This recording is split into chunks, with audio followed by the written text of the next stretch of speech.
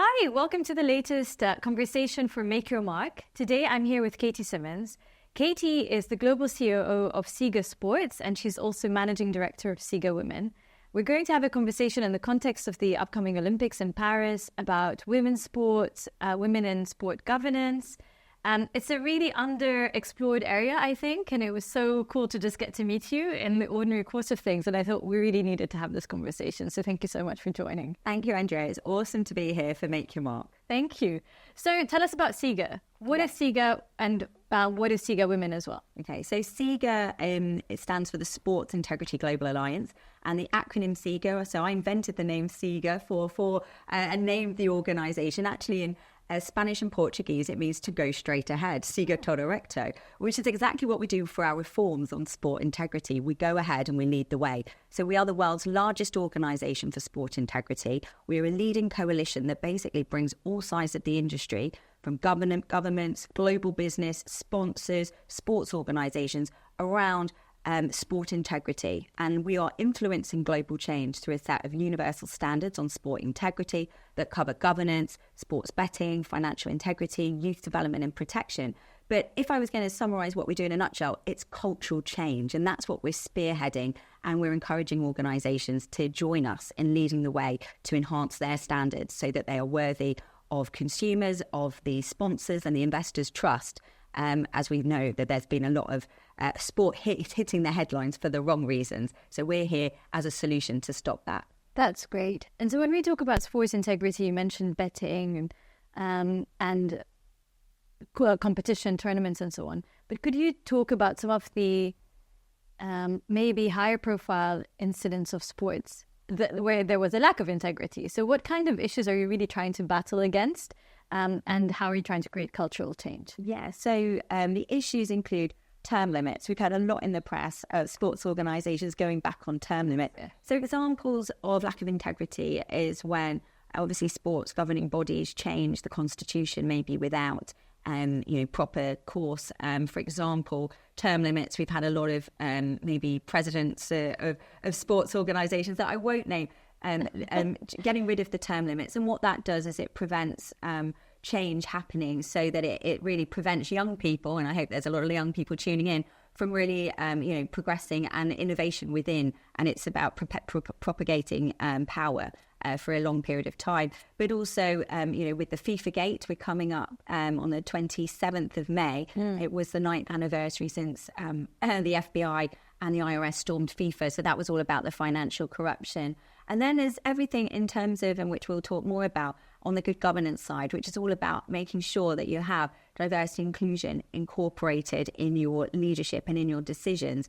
And one of that is gender equity and women, female leadership on the board. And that's really an initiative which I drive as the managing director of SIGA Women, with one mission, which is to narrow the gender gap for sports organisations in terms of female representation on the board. We've done lots of international research on this, and we are actually way below the 30% mark. So We're not even at 50%. And that's why initiatives like Make Your Mark, SIGA Women are really important to really change the needle when it comes to gender equity in sport. Great. Thank you. So just before we get into the detail of SIGA Women, your journey as someone who's come up in this world that is quite male-dominated. I know it's a cliche to say, how do you survive this world?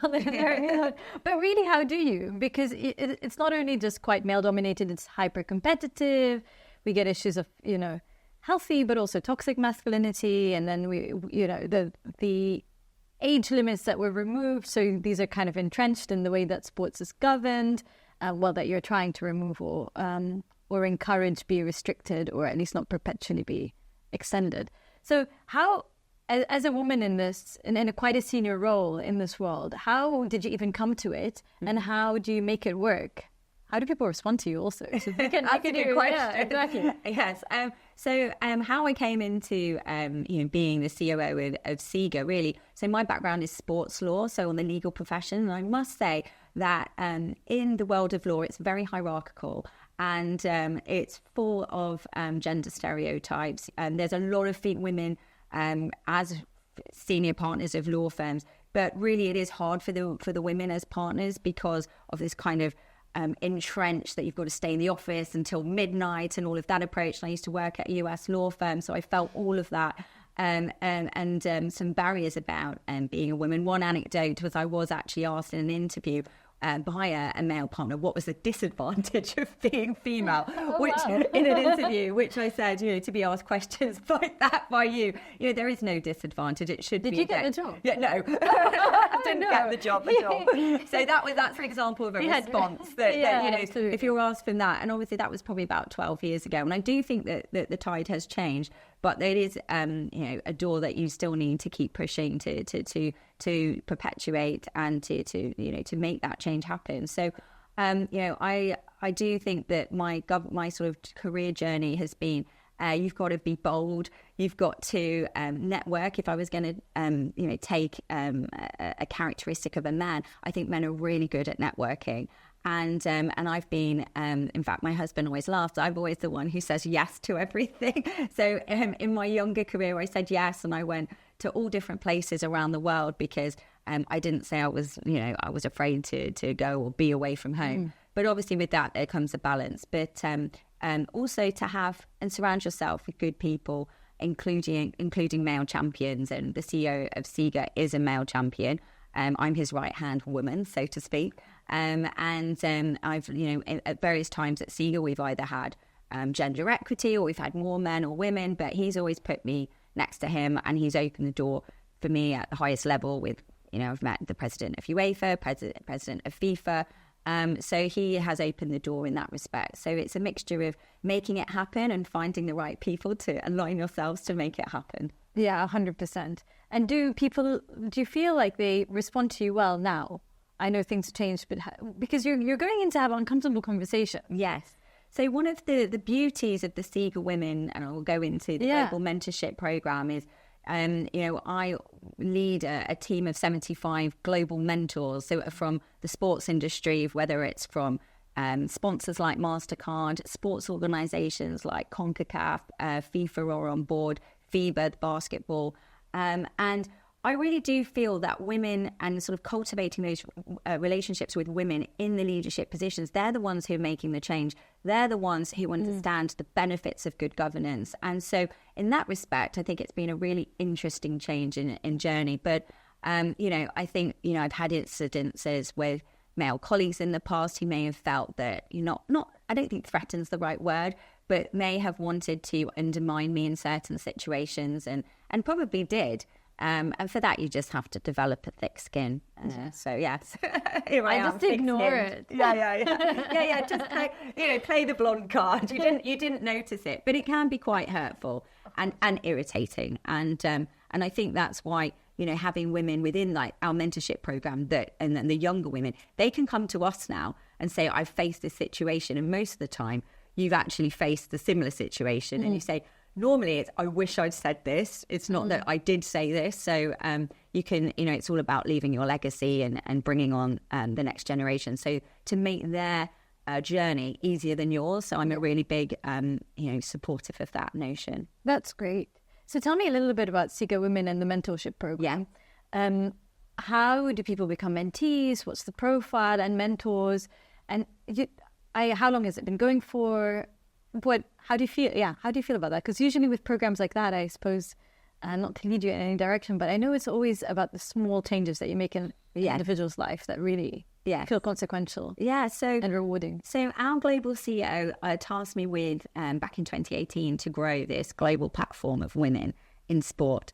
And to be honest, I didn't jump at the chance of it because I was like, I didn't want to be that woman that was only known for holding the flag of women, because I'm a sports lawyer, a sports governance expert. Yeah. So I said, okay, then, somewhat begrudgingly. And actually, it's the best projects that I've ever sort of had the opportunity to lead. We started 6 years ago. We had 16 global mentors that we found, because women wanting to give up some of their time restrictions to help other women. And then since then, it's grown to 75 global mentors. So it's 150 women strong. This cycle, and Andrea, hot off the press, is going to be a global mentor. We're going to grow it to 300. Why not? I do have the global connections to do it. And I think that the women who are part of the existing 75, if all they did was recommend another person, we can do it. So that's what I'm really focused on at the moment. And the program, it consists of 8 group digital sessions, which I lead on topics like good governance, mental health, and how to deal with sexual harassment and discrimination in the workplace. And I sort of curate this program digitally, but in accordance with the mentees and the mentors, we match them and they go on their own bilateral journey based on their area of interest. Success stories have been jobs being found, women who have then just had the courage to stand up and have their voice. It's been just truly inspiring. I think one of the other successes is because it's online. We've had women who are disabled who found it really beneficial. We've had deaf women join with their transcriptors, and it's really, very, very accessible. But also it's about, I've seen online mentees and mentors who've actually met, even though they're from different countries and they've gone to a football match or gone to a basketball match and said, what a great time. But it's really about creating this powerful network of women. And as I mentioned earlier, that men are very good at networking and creating that bond to join. And I think women, we haven't been so good at that. And this is really a platform, and it's global. So, the connections through it are fantastic. And it does create that cultural change because word of mouth, if you're looking for an intern. So for example, from the mentorship program, I've got 2 interns from Yale who started, nice. And that's through one of our global mentors. So it really is fantastic, network. And, one of my pieces of advice for any young woman watching it who wants to get involved in the sports industry is please apply.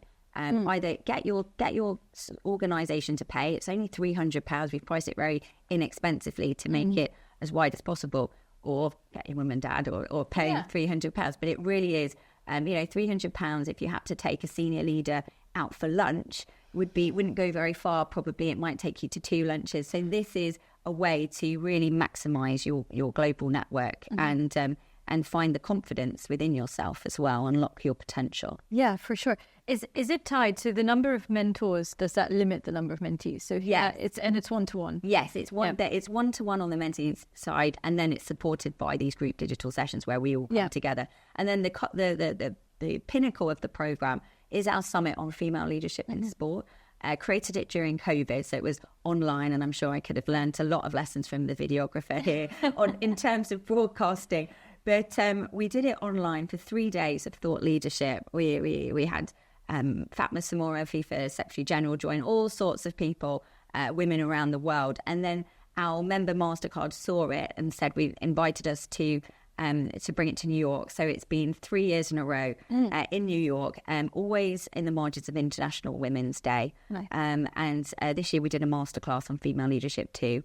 And about to introduce some coaching for female leaders. It's all obviously everyone needs a mentor, but this is about having a coach to take you to the next level in terms of leadership. So very exciting. That is really exciting for women. Yeah, and it sounds like you're getting a lot of traction institutionally as well. Obviously, there are some women who will just want to do it because they want to do it themselves, but it sounds like you're getting support organizationally. Exactly, and so for example, the International Tennis Integrity Agency.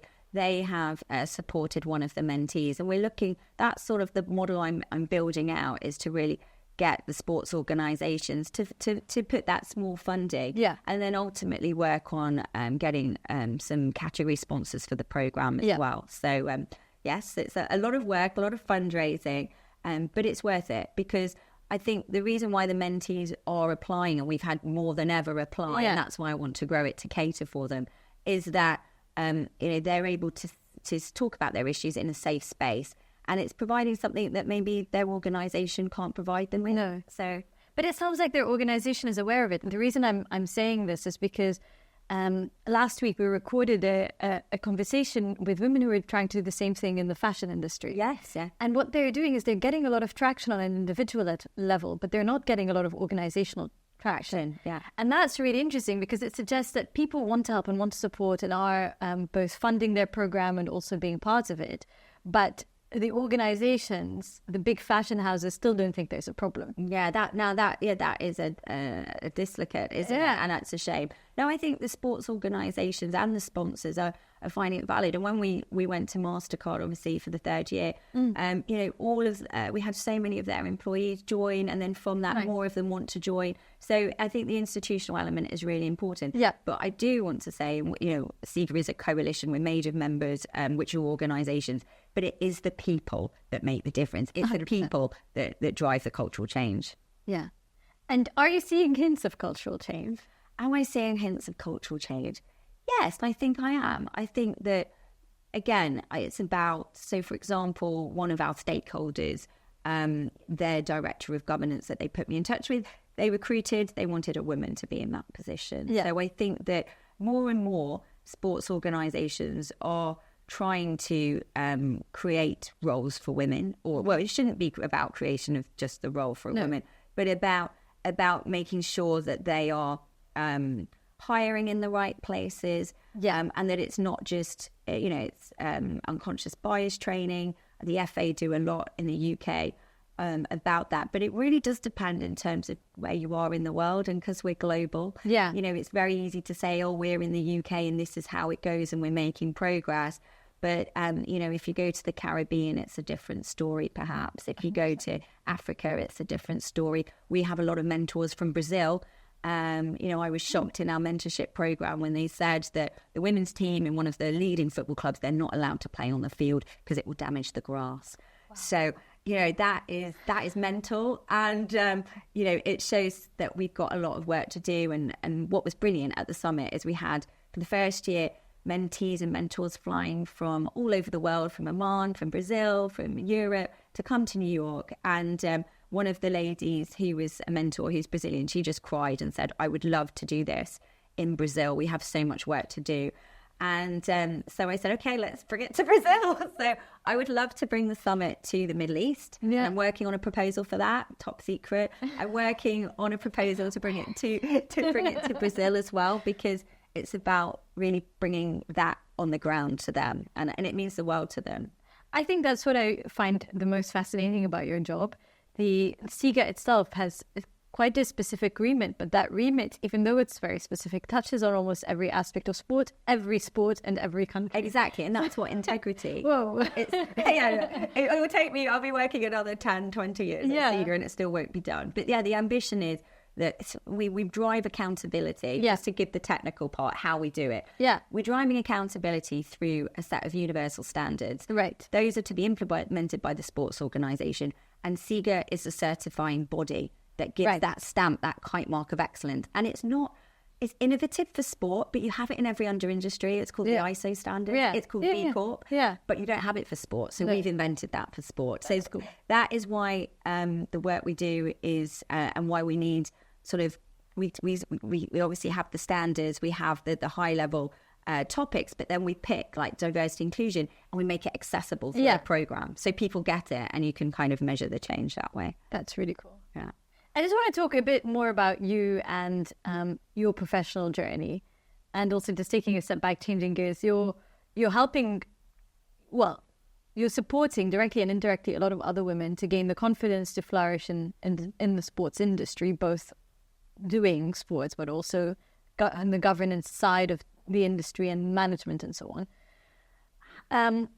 What did it take for you to get the confidence to do it yourself? Can you tell me a little bit about your confidence journey? It sounds like you're always quite sassy, from the interview with the partner. It's questions like these and people like you, I suppose, is the subtext. Yeah. But how did it, No, I think where you're not confident, you have to build that within you. And I'm quite happy to share that when I first, probably about 7 years ago, I had a presentation that my CEO said, yes, you go and speak about SIGA. I was terrified because I've seen him do it, and he is like a seasoned professional. He's been the CEO of the European leagues, on lots of committees at FIFA and UEFA, and it was essentially his idea. So trying to explain an idea which was quite complex. Now I hopefully everybody understands it. I've cut through what it is.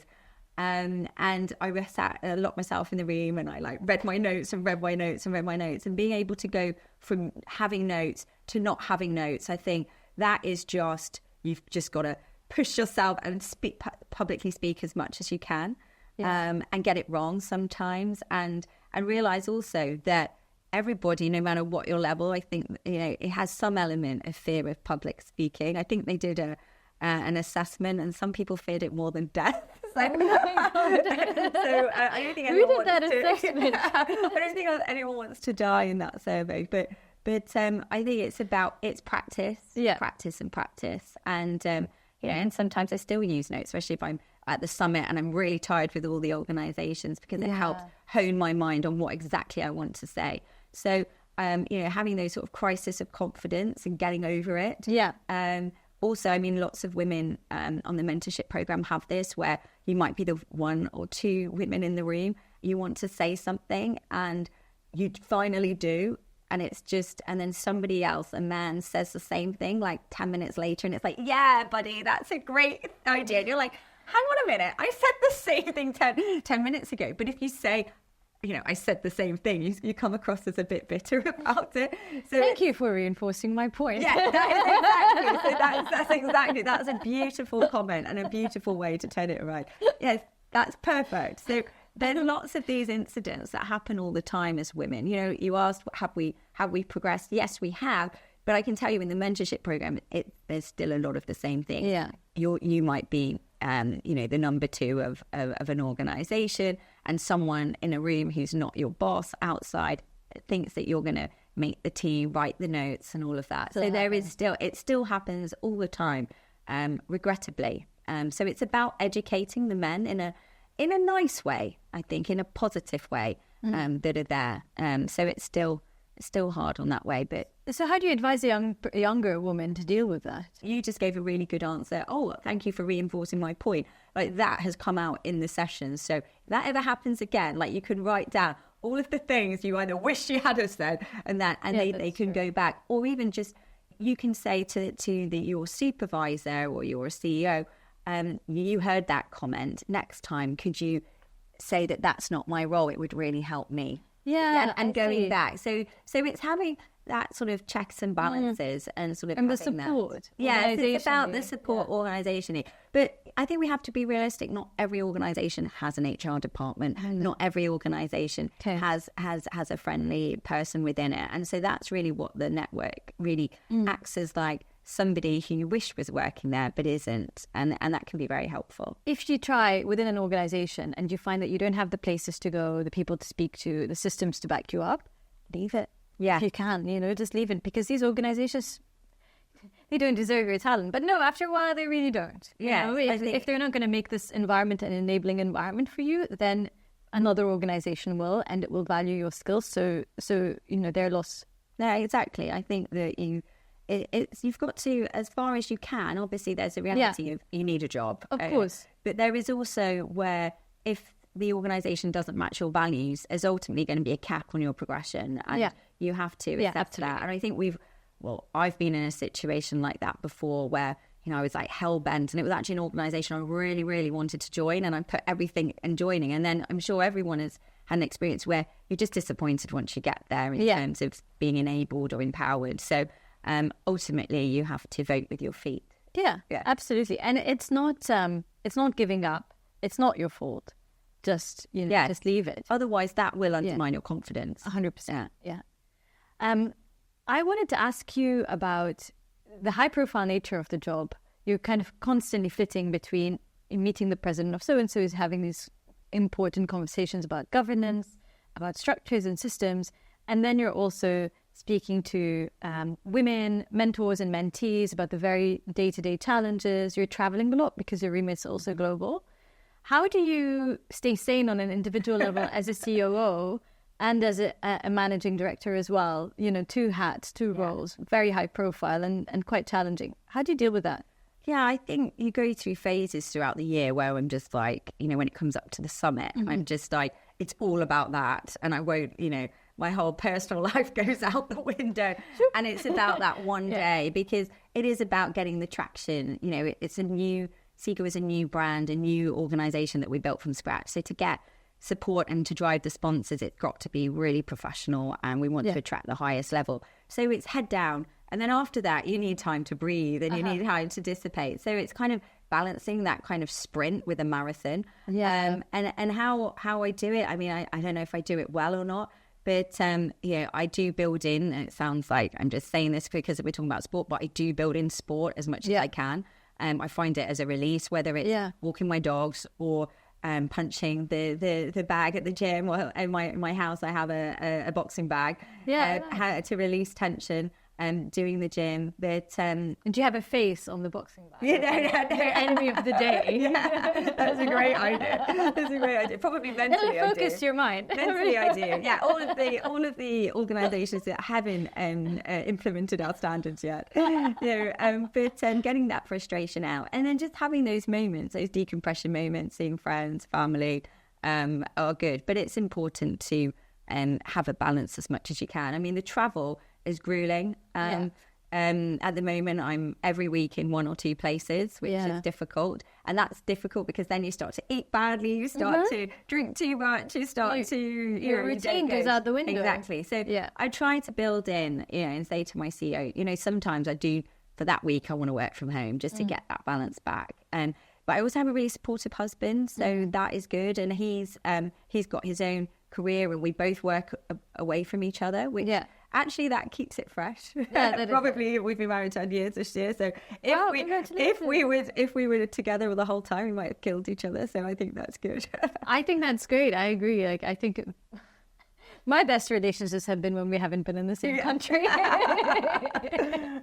No, I think that's really important advice. I have realized that with your job, it's actually obviously it's personal and it's very different.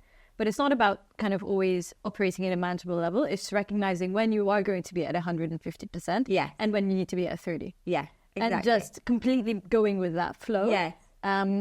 What you can't do is be at 100% all the time. That's just impossible, because anything that comes in takes you over the edge. That's kind of how I've felt personally. Yeah, no, exactly. And also, I can spend all my time sending emails out, reaching out to stakeholders. But at the same time, to make it happen, you've got to go and meet the people. And that is, and that's actually the part of the job I love the most, is the people side. Because you have to influence. You're influencing personalities. You're trying to drive cultural change, and it's more than systems and processes. They really have to care, and to care, they have to see that you care. Yeah, and feel affected by it as well. Couldn't have put it better. No, it's nice. It's really cool. Yeah. So, what would your advice be for two things? Maybe a woman wanting to transition, whether she's a lawyer or works in any other kind of, HR, whatever, wanting to apply her skills, but in the sports industry. I would have never really even thought of that industry as somewhere for me, but how would you advise someone to go about that? And then also at the more senior level, if you are trying to be CEO, etc., what kind of piece of advice, the one most important kind of leadership piece of advice you'd give? Okay, I'll start with that one. Okay, the second great. one, I would just say, back yourself. I think you've got to always, no one's going to ask you. You might be lucky, but you have to push those doors down. And I think there's a lot of, as women, we tend not to generalize, to ask for that promotion, to ask for that pay rise. But, I think putting yourself forward is always, my absolute piece of advice, because I think that shows that you're ready for it. But also, even if, who's ready for anything? I think you grow into it, don't you? And I think that... You don't even know what it is until you're in it. Exactly. So I would say that put yourself forward and don't underestimate yourself, and make it happen. It would be for that. But for someone who's wanting to do what I've done in transition from pure legal or finance, I think your skill sets are absolutely vital to the sports industry, and they bring a level of professionalism to the industry. So with that, it's all about network, and you've got to grow your network. You've got to meet people in the industry, go to conferences, go to events, and start podcasts about it. We've had like Ed Bowers, who's on our youth council. He's put his own podcast together on how to develop and carve yourself out a career in sport. And I do believe that it's a mixture of what you know, but who you know. and get yourself out and about. Great. And just on that, are there specific networks in the UK that you think, if you're in the UK and you're professional finance, law, whatever, and these are interesting forums to plug into? Yeah, I think so. I started out being a member of the British Association of Sports Lawyers. Yeah. Oh, okay. And that was really good. I remember I was living in the north of England at the time, coming down for that. As I've progressed my career, being with lots of sports lawyers is not always, you don't want to be just with the same people. Yeah. So that's why, to promote SIGA, that's really, if you come to one of our events, there'll be sponsors, sports governing bodies, women from government, or people from government. It's the whole stakeholder map. But I would, start with a sports within your industry group, and then grow outwards, I think would be my advice. That's great. And attend SIGA events. I didn't know you held them. So people could, yes, we have. Find them and attend them. We have not just the Summit on Female Leadership, which is every March. We have, for example, we have summits and forums on good governance, financial integrity all around the world. Nice. We have our Sport Integrity Week, which is held in November, the second week. And under that umbrella, we will be hosting events in 5 continents. So that will keep me busy. And then we have our, every year on the 9th of December, it's International Anti-Corruption Day. And we have a week dedicated to it. I think this year we will be doing something in Rome with our new member, which is actually a law firm, LP Avvocati. So shout out to you. Great, thank you. That's wonderful. With your growing travel schedule, I know what to send you for Christmas. I think you need a sleep mask. Oh right, okay. I think that is just imperative. So yeah, Christmas present sorted. Brilliant. Thank you so much for joining us. Yeah, it was a pleasure. Thank you so much. I hope everyone found this interesting, and definitely follow SIGA and learn more about their work. And good luck for whoever you're rooting for during the Olympics.